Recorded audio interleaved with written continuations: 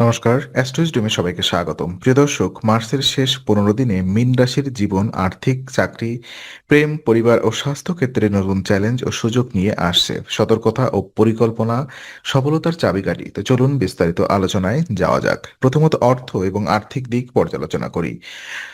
তো হ্যাঁ, মীন রাশির জাতক জাতিকাদের জন্য মার্চের শেষার্ধে অর্থনৈতিক দিক বেশ গুরুত্বপূর্ণ।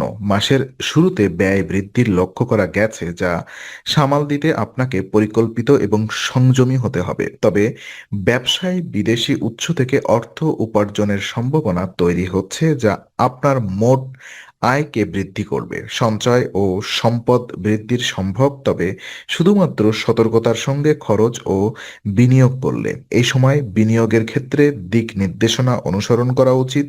আর্থিক সিদ্ধান্ত নেওয়ার আগে পরিস্থিতি মূল্যায়ন এবং ঝুঁকি কমানোর চেষ্টা করলে আপনি দীর্ঘমেয়াদী স্থিতি বজায় রাখতে পারবেন। অর্থনৈতিক স্থিতি শেষে অনুকূল এবং লাভজনক হয়ে উঠবে। চাকরি এবং ব্যবসার ক্ষেত্রে দেখা যায়, চাকরিজীবীদের জন্য মার্চের শেষ 15 দিনে কঠোর পরিশ্রমের ফল পাওয়া সম্ভব। তবে বিরোধী বা প্রতিদ্বন্দ্বীদের কারণে কিছু বাধার সম্মুখীন হতে পারে।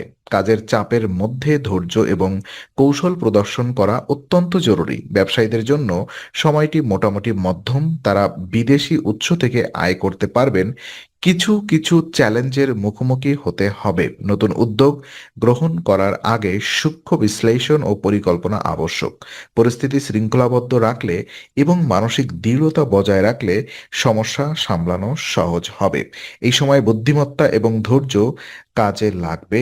ব্যবসা এবং চাকরিতে লাভজনক ফলাফল আসবে।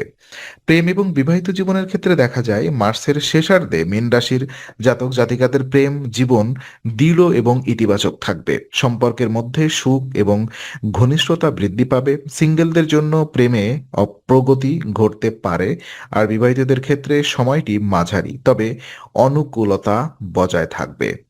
সম্পর্ক মসৃণ করার জন্য গভীর মনোযোগ, বোঝাপড়া ও সময় দেওয়া গুরুত্বপূর্ণ। ছোটখাটো ভুল বোঝাবুঝি এড়িয়ে চললে সম্পর্ক আরো মজবুত হবে। প্রেমের ক্ষেত্রে সম্পর্ক ও আন্তরিক মনোভাব অবলম্বন করলে সম্পর্কের মধ্যে শান্তি এবং আস্থার পরিবেশ বজায় থাকবে। আর পরিবার এবং শিক্ষা, একই সাথে স্বাস্থ্য পর্যালোচনায় দেখা যায়, মার্চের শেষার্ধে পারিবারিক জীবন সন্তোষজনক হবে। পরিবারের মধ্যে বোঝাপড়া বজায় রাখলে ধৈর্য এবং সহানুভূতির মাধ্যমে সম্পর্ক আরো মজবুত হবে।